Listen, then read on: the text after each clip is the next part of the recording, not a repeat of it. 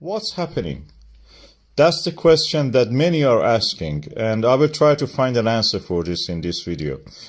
Okay, this is the new situation. We had vents appearing and fissure eruptions appearing in this area. I marked them with the yellow circles, and they're in a line.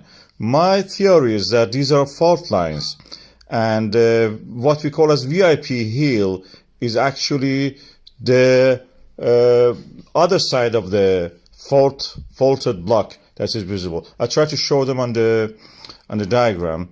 This is the fault line.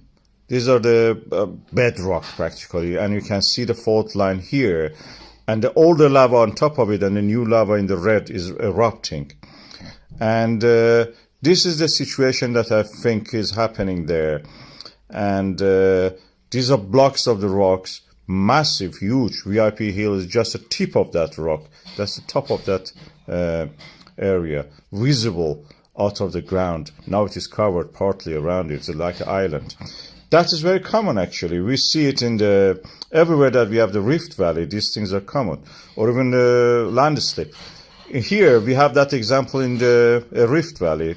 That is another case of the practically mid-Atlantic ridge. As you can see, the blocks of rock move, they fall, an eruption happens in the fault line created. That's the story of the mid-Atlantic ridge as we know it.